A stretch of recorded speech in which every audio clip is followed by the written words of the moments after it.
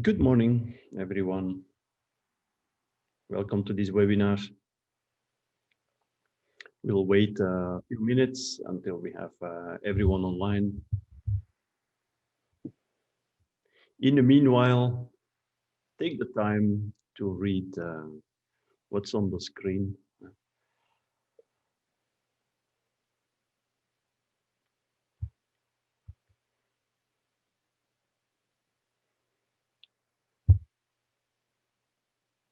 And if you want, it's always nice for everyone to know who is attending. So feel free to enter the name of your company in the chat box so that others also know who is there.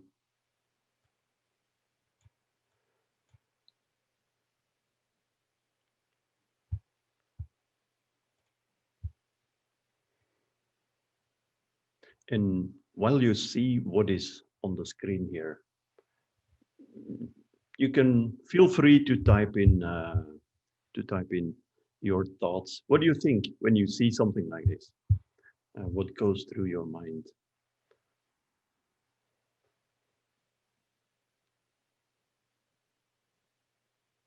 My personal feeling is, welcome to the new normal of cybercrime.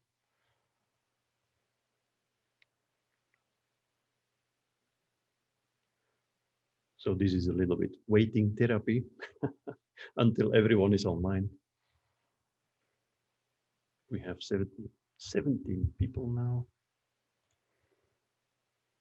We're expecting around, I think, 35 or 30. So in a few moments, we'll kick off.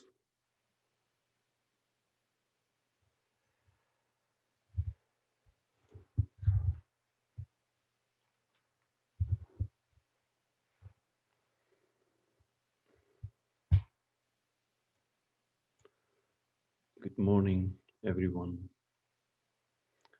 I see a couple of familiar faces and names.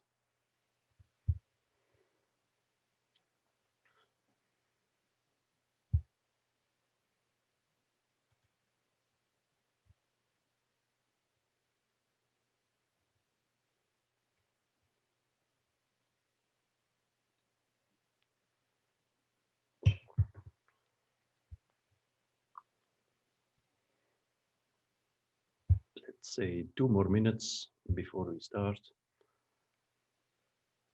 And so for the later joiners, I've asked if you could please mention the name of your company in the chat box.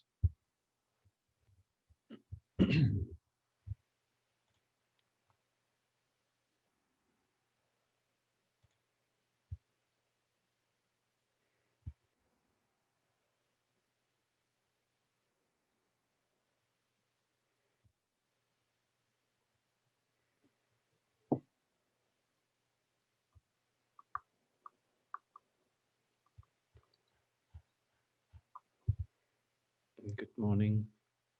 So when you see these websites, what's going through you? What do you think? Maybe the funny thing I found on this website is it's really like a website that tries to give customer support. Below you can read update. We receive too many messages at the moment and we can't reply to everyone in a timely fashion.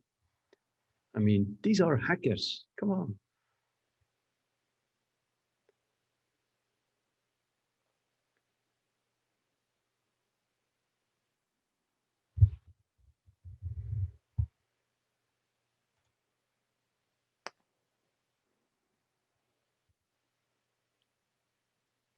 Let's see, 22 people.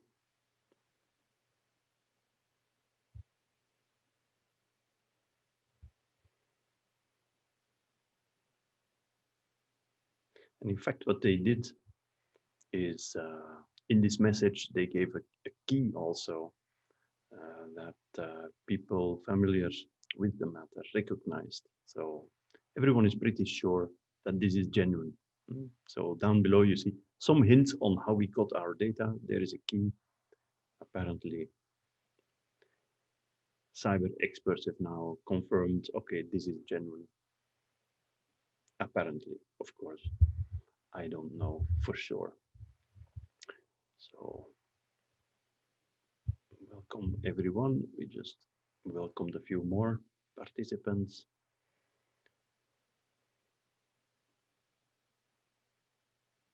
The need to design for scalability. Johan says that. What do you mean with that, Johan? Let's offer them a cloud solution. Hosted mail, maybe, the scalability for email. Well, I guess if they can't satisfy all their customer inquiries, then obviously they have a scaling problem. Yeah. From a sales perspective, they're doing a lousy job. Yes. From a hacking perspective, that's another story. So what we're looking at is, in fact, the hackers, the Solarwinds hackers who are selling the tools they stole and the data they stole. Okay, it's 11:05, and I think we're fine to get started now. So if you can all go on mute, but please, if there are questions, don't hesitate to ask them in the chat or just jump in between. Feel free to interrupt me. We're only about 25, 23 people, so that should not be too much of a disturbance. Let's go ahead. So I'm Patrick Coomans. I work for Sirris+Agoria, and I work in cybersecurity, and my colleague Tatiana is also here. Tatiana, you can give a quick intro yourself. Yeah, hello, I'm Tatiana Galibus from Sirris. I work as cybersecurity ambassador. So good morning to everyone. Good morning. Okay, so the Solarwinds supply chain attack. How to categorize this type of attack? And there was a US Secretary of Defense, Donald Rumsfeld, who once said there are known knowns. These are the things we know that we know. There are known unknowns. That is to say, literally, that's what he said. That is to say, there are things that we know that we don't know. But then there is also the unknown unknowns. And these are the things we do not know, we don't know. So this is a quote dating back from 2000s, early 2000s. And we've been referring to these cybersecurity risks in those categories, known knowns, known unknowns, and unknown unknowns. We've been using this as well since. So by known knowns, I mean things like phishing emails called by a spam filter, viruses blocked by the endpoint security software, denial of service attacks against the website, etc. These are all pretty well-known threats against which you can defend your organization quite easily with tools and automation. And then by unknown unknowns, I mean those unmanaged parts of your network, vulnerable applications you did not know your company has. And of course, we all have them. Insiders who are tricked into malicious activities against your IT infrastructure through social engineering, maybe even bribery, extortion. So in the port of Antwerp, they know a lot about that. You know that one day this may happen, but mitigating these threats is already much more difficult because there is increased complexity and it's quite difficult. So red teams, blue teams hunt for these threats in companies and try to think like hackers from the inside out, but also from the outside in. And bug bounty programs can also help them uncover even more vulnerabilities. For example, a complex ransomware attack can be categorized, in fact, as a known unknown. There's also advanced persistent threats, APTs, we call them also known unknowns, because you know they will happen one day, but you don't know exactly how they'll do it and when. So when, for example, a large retailer, and I'm thinking back of, for example, the Target data breach. So when a large retailer is breached and the credit cards of customers are stolen over a period of several months, that is what we call an APT, or an advanced persistent threat. So a good information security management program should be able to detect early, respond adequately, and recover swiftly. IBM states, for example, that on average, APTs stay uncovered for almost 200 days before they are discovered, and that it roughly takes an additional 69 days until containment. This is bad. But then there's the unknown unknowns. So I think it's fair to say that these are the black swans. You are slightly aware that maybe one day something really bad, almost unimaginably, is going to happen, but it is very unlikely that you'll ever experience one of those. You could say in our world now that that COVID is a black swan, almost unforeseeable, almost unpredictable. So in our cybersecurity world, basically all you can do is prepare for recovery and damage control. This current Solarwinds supply chain attack is such a black swan. All we can do is recovery and damage control. So every single organization of which we know so far that they were hit has a huge IT staff, a huge IT security staff, often employing the brightest and brightest of cybersecurity. They run 24/7 NOCs and SOCs. They own AI-based detection and response software costing millions. They do red team and blue team exercises. They do pen tests. They have all the cybersecurity certificates.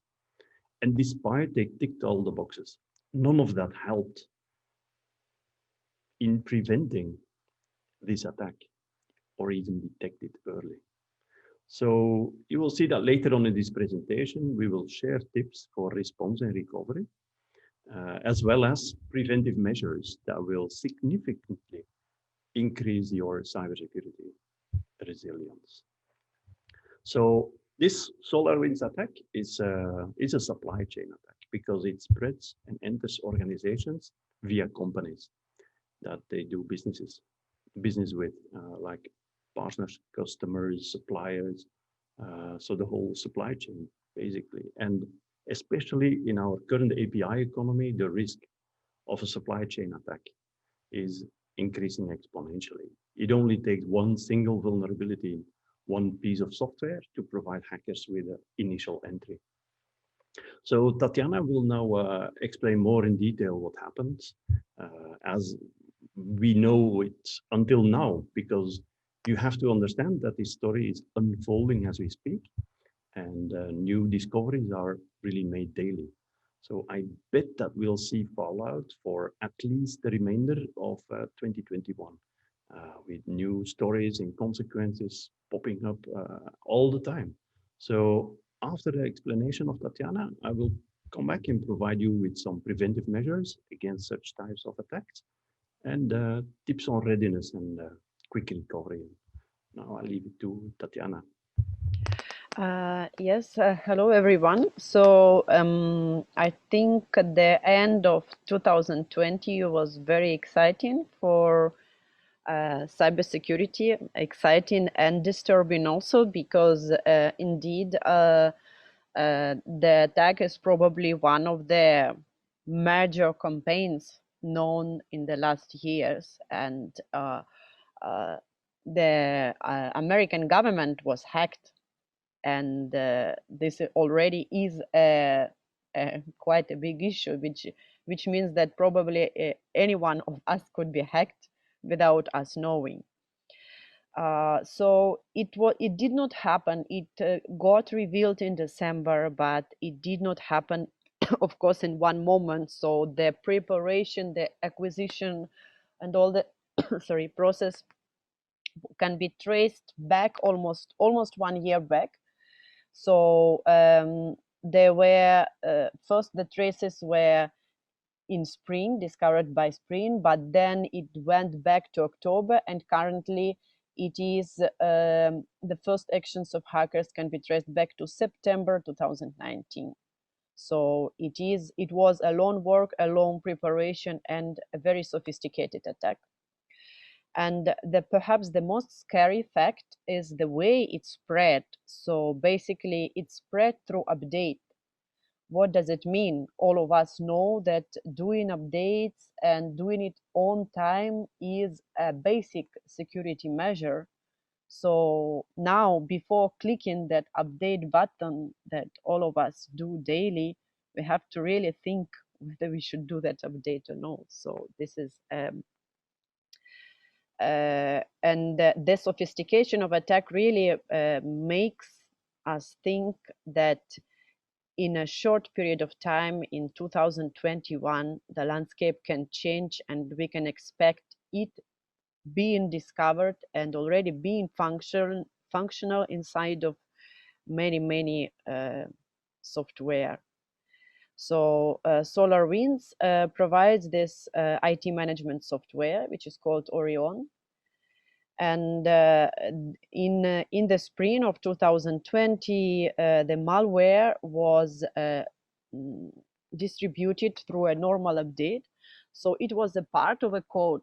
So it was not anything that was that could be detected by the normal ways, I can say. So it was as if there was a developer sitting at the desk and writing a malware. So in December, it was not yet known how exactly it got inserted into the source code. Now there is already some data on that. I will share it. So from spring to December, it was spread quite widely. You can see it is from, if I'm not mistaken, MCAFE site, where, yes, MCAFE, yes, where we can see the map of how it affected the countries worldwide. You can see that America is heavily affected, and Europe is also quite dark, and it changes. So I saw it a couple of days ago, it was different, and then probably this screenshot is again a couple of days ago, and now it's even different because the situation changes daily. So we should probably monitor it. Belgium was affected too. So in total, there is like 18,000 companies, which is already a number that speaks.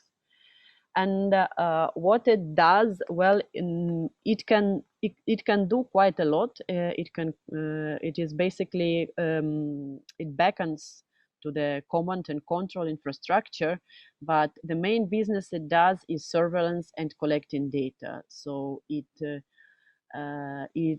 is looking through, if it's possible, emails, through the cybersecurity emails, through all the important informations, and sends it to the hackers if something valuable is found. So basically, it's a surveillance. Something Patrick talked already about is that today, perhaps the three important takeaways are the three questions. So regarding all this information, and that this attack is really huge and difficult to predict, how do we keep track of new attack types? So Patrick will speak about it in the end. And this attack also makes us think a lot and understand that supply chain security is something to take care of. For example, I have read in one of the articles that back in 2019 there was in an open forum, one of developers of SolarWinds noticed that there was a breach leaking the FTP credentials. So it was known 2 years ago, but no one took of it. And all of us know, if we enter into the CVE database, how many known vulnerabilities of all kinds of software and firmware are there, which basically no one really is taken care of, and perhaps it is the moment to think of it. And the third point, again, this Patrick will speak about it, why it is crucial to keep the logs and information for a longer time. So these are 3 key takeaways. So let's dive a little bit more technically into how it works. So first, in December, it was a mystery. No one knew what happened. Does it enter into one of developers' machine, or it influences the build code? Now we know that because the source code was, it looked like it was directly modified in the build system, and the hackers were so smart that they mimicked the style of the code. So it was impossible to see, if you are not, for example, a developer that works with this specific type of code, that it was something bad. Because, for example, you can see this code. This was exactly the code of the malware that was inserted. The famous file is called Inventory Manager, and there is a DLL which is called Orion Improvement Business Layer, which doesn't have a name like any malware would have, and which could probably serve any of processes that are there in Orion software. So this is a bit scary, because with the amount of code written, with the amount of code being developed, and developers at the place naming and developing code all the time, it's difficult to keep really track of it. So the question is, do we have now to look through all our source code? For the moment, no, because we know now that there was that first piece of malware that is called SunSpot, which basically was monitoring the MS build, a building process, and right before the building, it was inserting the malware the inside the code. So it happened in the build process. So it was taken over. And it was not a one step. So when the traces of the code control system were analyzed, first it was just the class, the empty class, and then there was a small piece of code, and then some more. So they were testing through the autumn and beginning of winter, autumn 2019, beginning of winter 2020, how it works. Is it really possible to make everything function? And finally, in February, it is known the date, the February 20th, 2020, a little bit before Corona, they compiled, and the malware was inside the last version of the SunBurst malware was inside the code, and in spring it was sent with update to different companies that were using Solarwinds software. So these are the names of and this is the name of the famous DLL, which is there. So what does it do? It basically, once this DLL is present, it tries to beckon to command and control infrastructure and to execute various commands. And it has quite sophisticated ways to hide itself. It is doing obfuscation. It is using the valid organizational DNS addresses to hide itself, and is changing, the DNS servers are changing all the time. So it is not so easy to find how it works, to detect it. So this is the whole kill chain, so the whole process. So the blue one, infiltration, it's that SunSpot malware that infiltrates and exploits the memory. Then there is the SunBurst malware, which is inserted into the code and is able to connect to command and control infrastructure to perform malicious actions. And finally, the goal is to forge the SAML token. SAML token is used for authentication by the Microsoft services, and basically it can be used to leverage different user accounts, to leverage the privilege, because it was normally, in many cases, it was used to get additional privileges to the user accounts, and also to read and get information from emails. So this is basically the kill chain, how it all happened. So one of the first ones who discovered and who were attacked too is FireEye. So if you could see the first site, the complete code base of FireEye is right now sold by the hackers, by the hacker group. So maybe it was also sort of a vengeance for also that FireEye took a strong position in discovering the attack. So this in the center, you see there are two names. There is one more third name of the hacker group. So you see they call themselves various names.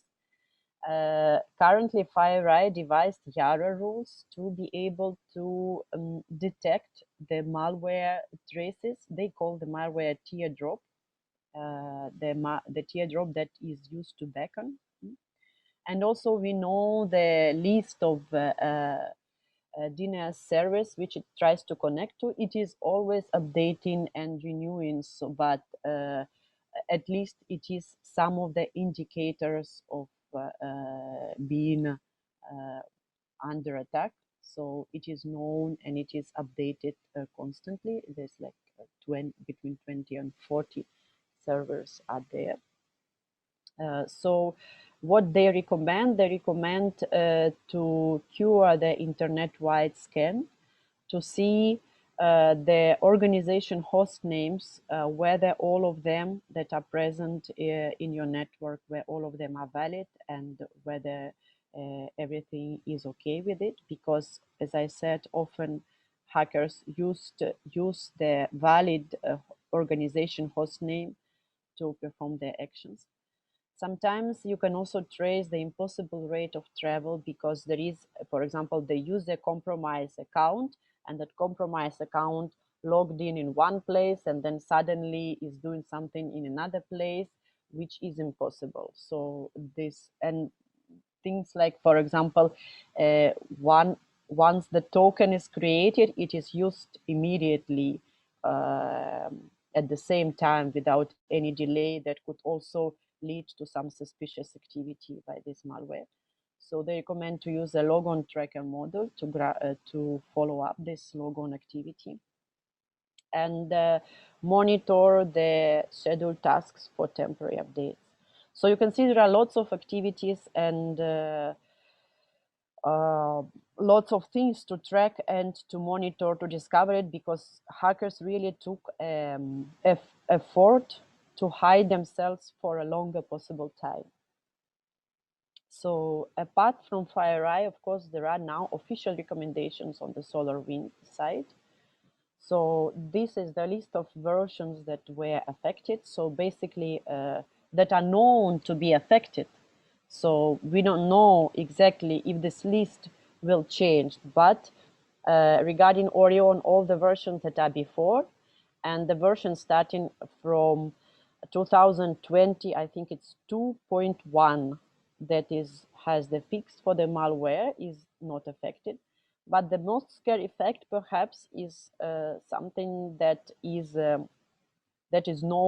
became known in January, that there are incidents of the similar ways of abusing this SAML tokens, which means that probably the malware was present there in the system, but there is no SolarWinds software.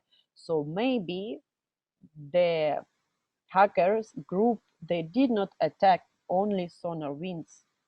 So it is time to be attentive, to be aware, and to follow up what is happening, because the information changes every day. And so before there was this scheme with the different stages of attack.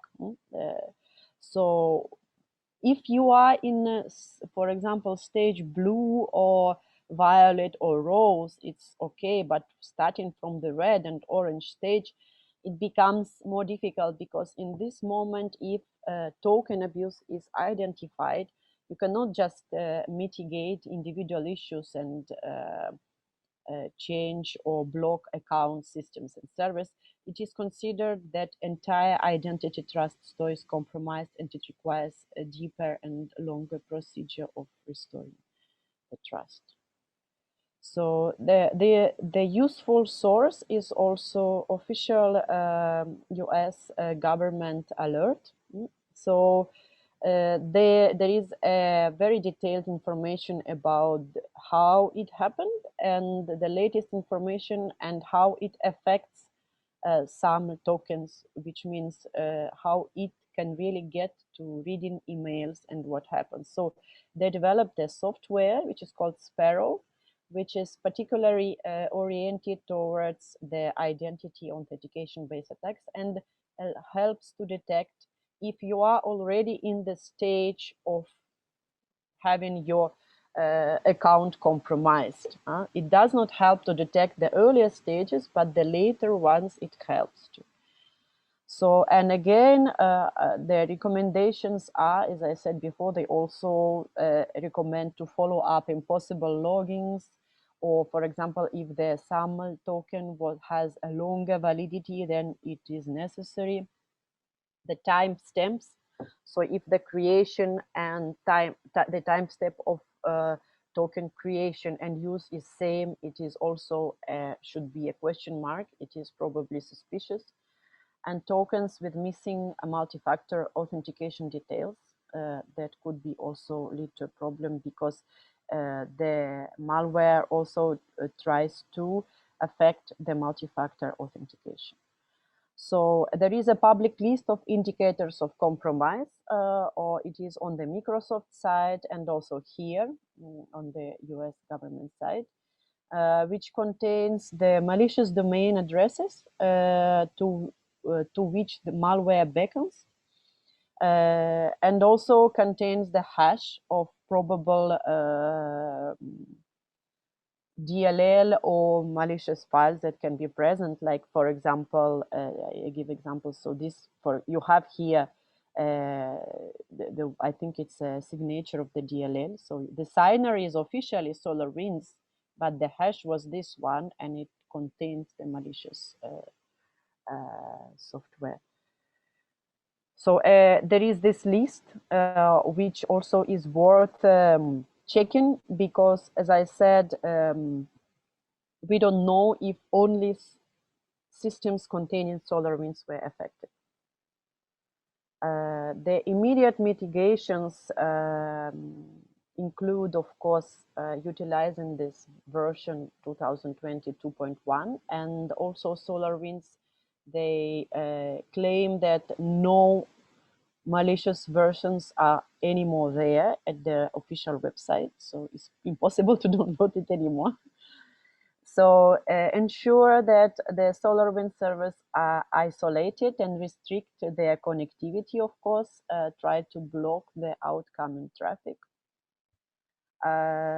Trying to, again, coming to the later stage, of course, it requires a deeper investigation if the tokens were affected, and maybe changing passwords is not enough, but at least changing passwords and reviewing network configurations if the Orion software was used. Yeah, the Microsoft also tells that basically the Federation Trust was also breached. So it can be, we don't know exactly. What does it mean? It means that the tokens were given outside the organization to entities we cannot trace back to. So this should be reviewed, because the malware was given the credentials to different entities using the Federation Trust, which is also a bit worrying, because it could be perhaps be, there could be, what does it mean? There could be someone with leveraged rights in your organization without even you knowing or being able to track it. So the lessons learned from this attack is, of course, all of us know that performing updates improve security, but it is not always like that. So, and as I said, the most high-profile victim is the US government, which is supposed to be a highly protected organization. So now we know that no one is protected because attack is highly sophisticated. And now we know it is one of the biggest ever cyber attacks. To remove it requires a lot of effort, is complex and challenging. And we are still learning about it, and complete understanding on what exactly is happening will take probably years. So it's important to stay aware, stay informed, and keep the logs. And I give the word now to Patrick to continue. Okay, thank you, Tatiana. Very interesting. Are there questions so far until now? Or shall I continue with my tips? Keep the logs. Yes, I see. Johan mentions it, and this is what I will be mentioning as well. Because what Tatiana explained is about how to detect if your company was infiltrated. So what you have to do, I think, as any company globally, is to assume you are breached. You are breached. That's the reality. You have to prepare for the response.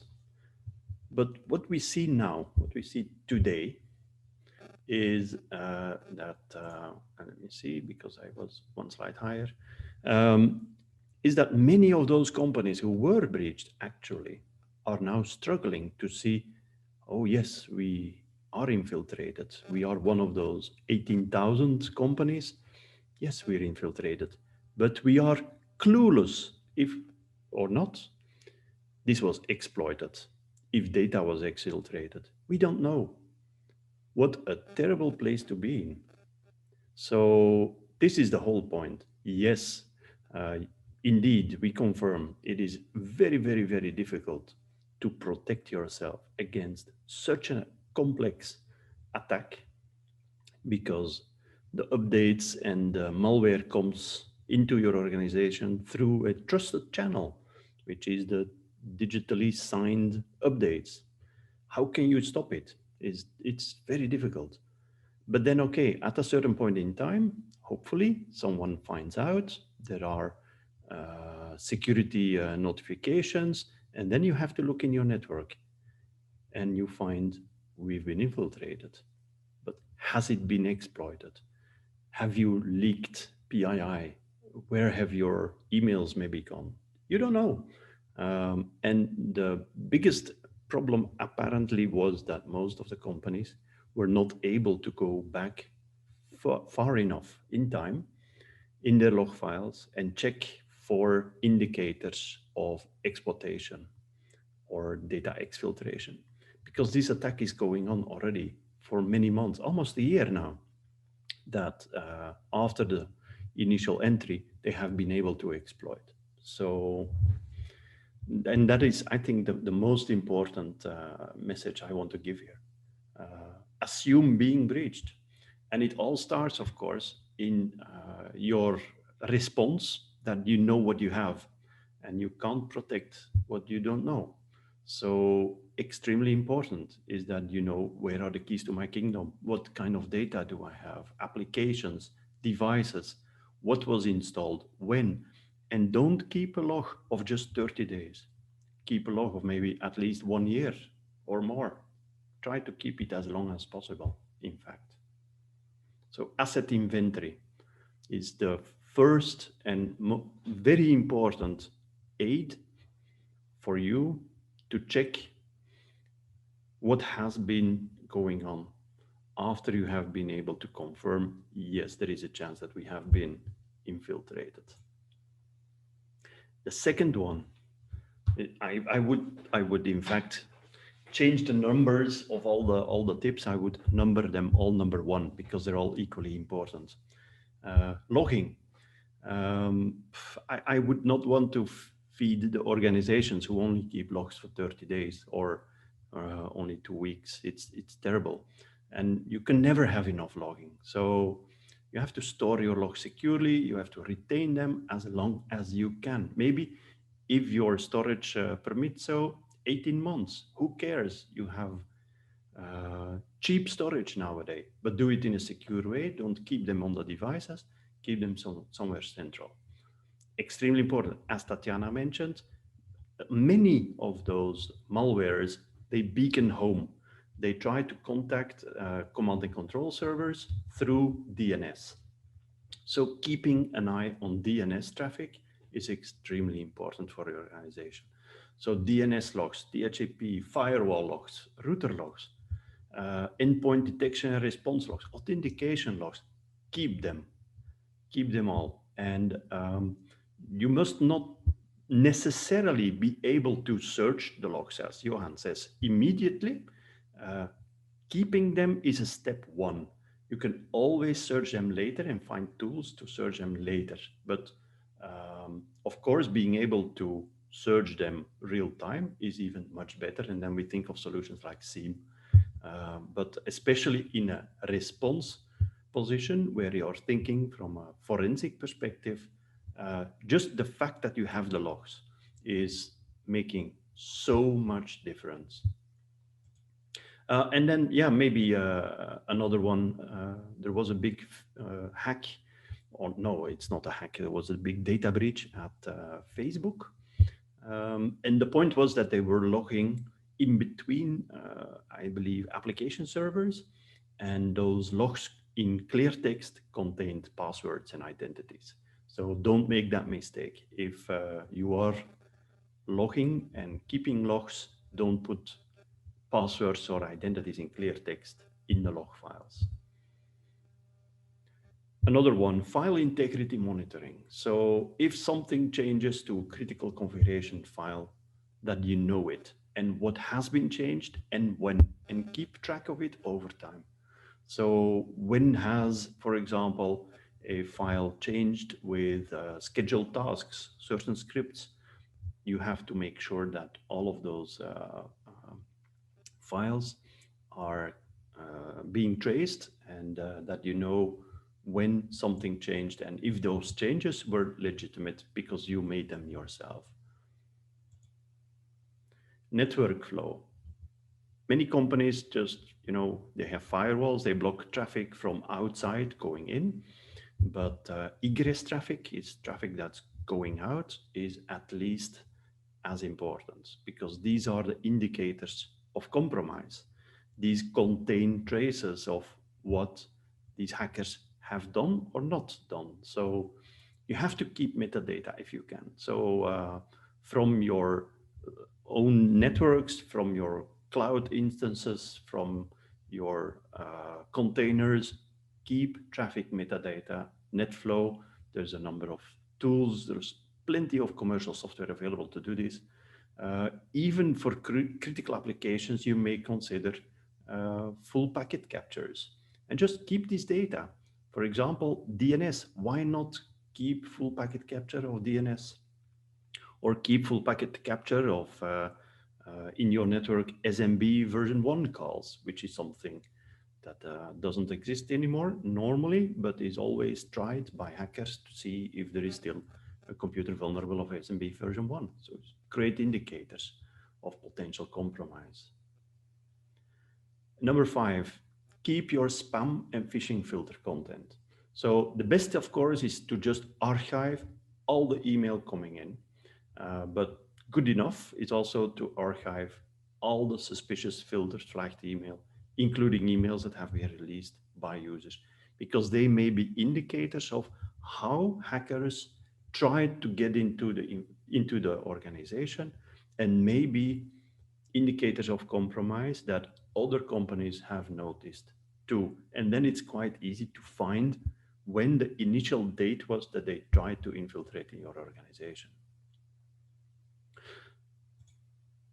So these were my, my initial tips on how to prepare for a response, because it's extremely difficult to defend yourself against such an attack. But I'll share a number of preventive measures as well.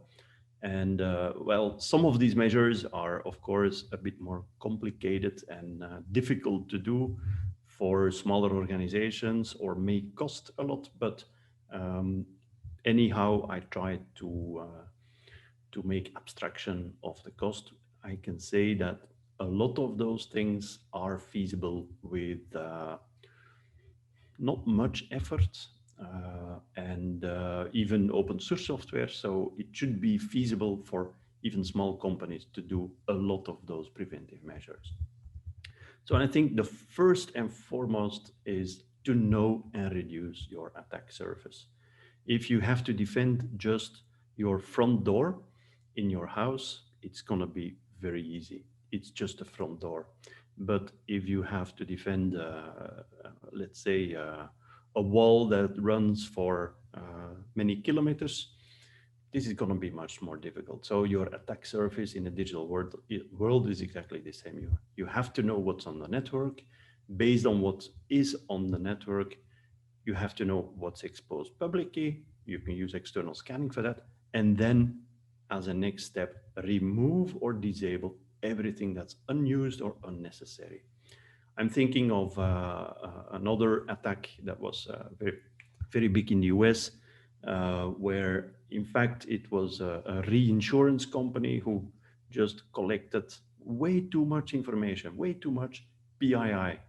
And well, then they got breached. And of course, all the unnecessary information of old customers was breached as well. So remove what is not needed, remove what is not used. And then last but not least, leave deception beacons. So deception is a technology where you leave small trails that may attract intruders, that they may find interesting, but they trigger an alert. Then at least you know, okay, I have some attack surface, but I have a minefield there. So deception beacons, if you Google it, you will find plenty of solutions. There is even open source solutions for easy beacons that you can have lingering around on your attack surface, on your network, on your website, web applications, etc. It's not difficult to do.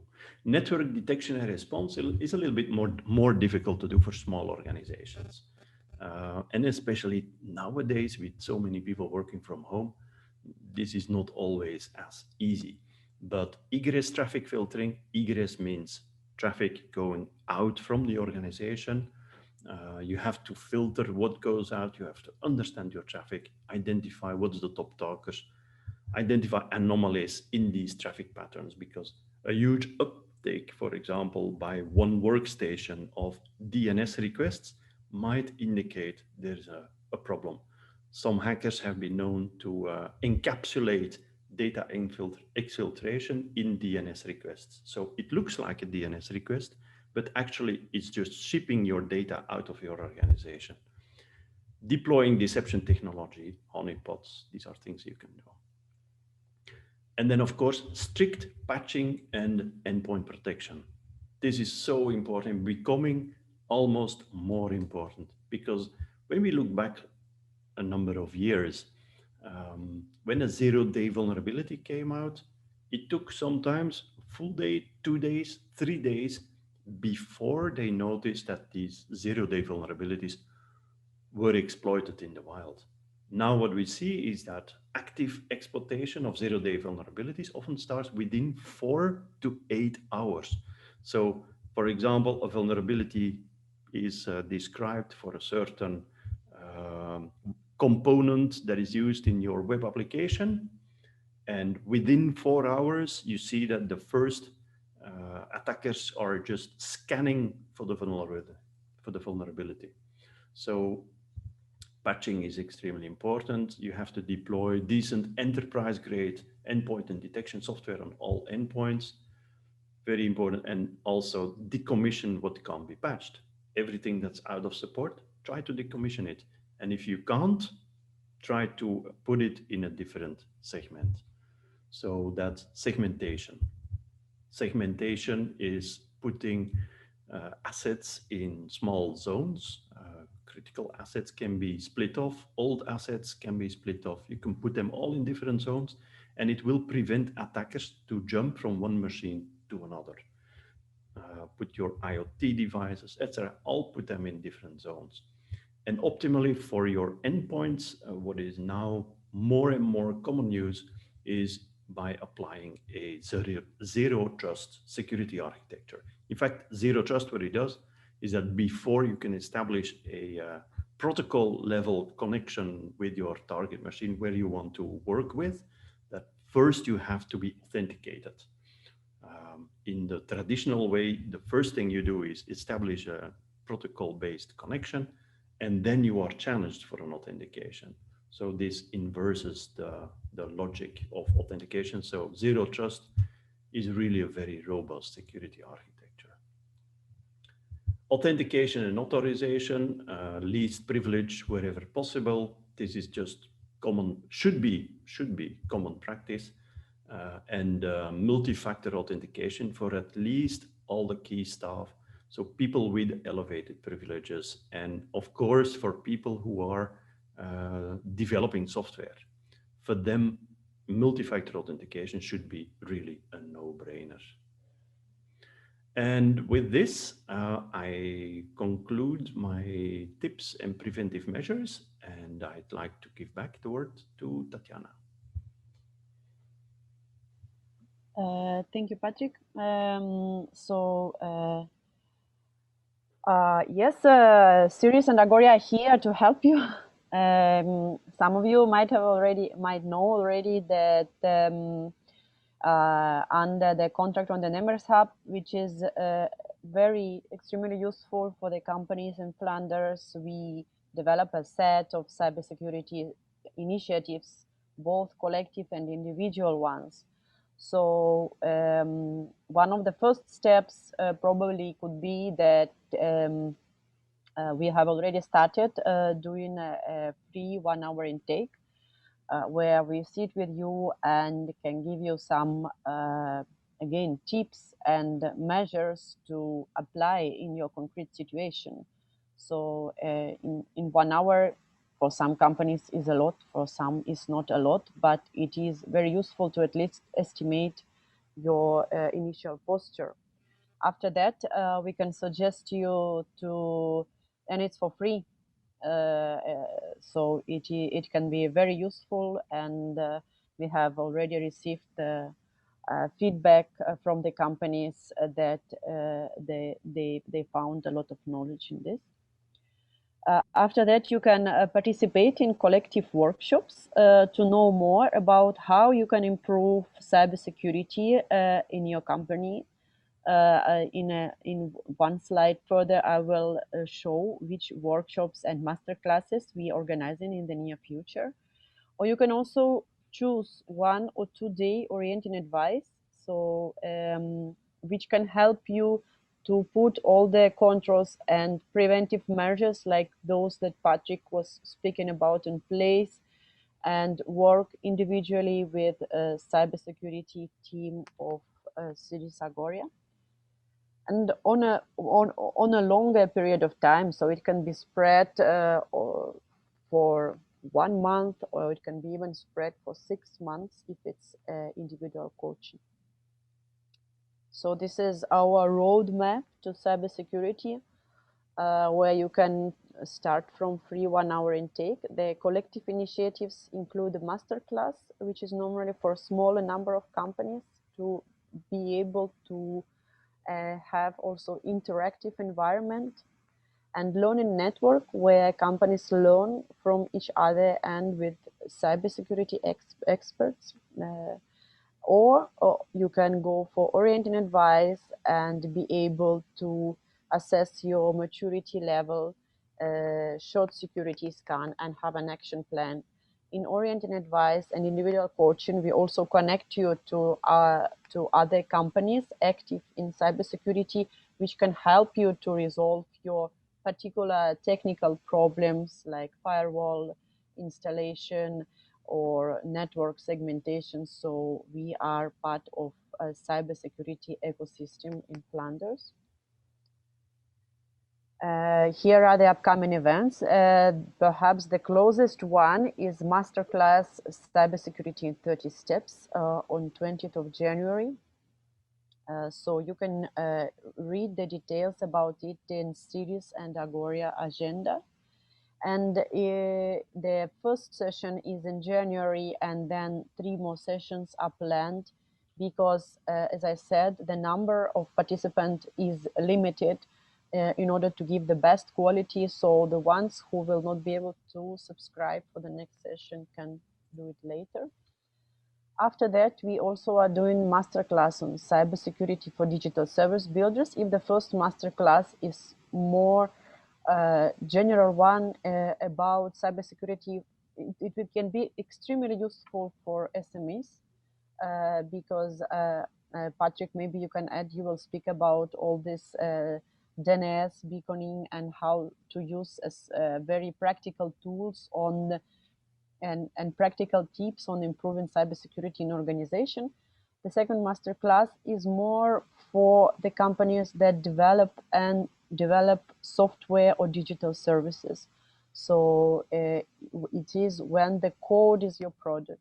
So we are going to meet in the end of January and beginning of February. Yep. And what I want to stress is that this is based on a public tender that Agoria and Sirris won, where with money of the Flemish government, we are able to provide you these trainings for a very low registration fee. And what we also do during these trainings is, and also after intake conversations, also involve some of the cybersecurity players who operate here in Belgium, of course. So actively referring to external partners is really part of the strategy. Sorry, I interrupted you. No, I told you didn't interrupt. Then a very interesting activity, and the first one in the end of 2020 was very successful, is Learning Network, where several companies will work with cybersecurity experts. And the next topic is detecting anomalies in operational technology. So it can be extremely useful. We plan several webinars, so stay in touch with us on trusted mobile applications, operational security in manufacturing, and also in March in Brussels, cybersecurity in digital services. And there is also a thematic event planned about cybersecurity in manufacturing. So this is our agenda, which is quite which is quite a lot, and we think this slide can help you to orient and to choose what is mostly suited for you. And we'll share the slides afterwards. Yeah. Is there anyone with questions? Yeah. Feedback, remarks? So the question I ask myself especially is this event the black swan that's going to change how we look at cybersecurity? So what we see in industry, very often something first had to happen, a bad catastrophe had to happen before there was a concerted effort by everyone to collaborate and increase safety or security. You see this in shipping, you see this in aeronautics, in nuclear energy, everywhere. Something really bad happens, and then usually by a push of the government, you see a concerted effort. So the question I'm staying with, is this the master event, the biggest event in cyber until now? But is this going to make a change? And I'm very hopeful this is, but of course we have to wait and see. Any questions so far? We have 2 minutes left, so don't hesitate. Maybe there are some questions in the chat. I can't see it because I'm sharing the screen, so I'm afraid it can affect. I see a question from Lieven Heunings. I read that Team City was one of the attack surfaces. What actions need to be taken for clients using this platform. So indeed, Team City, what I read is very dubious. So they have not yet admitted or made public claims that indeed they were involved or not. Maybe this is just a rumor that escalated, maybe not.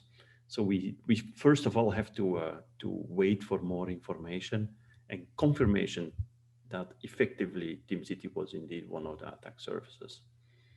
But it might be well possible. So Team City, I believe, is a company based in, I believe, Europe, Czechoslovakia, I'm not sure. That is used very often by developers to exchange information, work together. Okay, we're at the top of the hour. So if you have no more questions, I'd love to thank you very much for your attendance, and thank you, Tatiana, as well. And hope to see you in one of our next events. Take care. Yes. Bye-bye. Keep it safe. Keep in touch if you have any questions. Have a nice day. This weekend.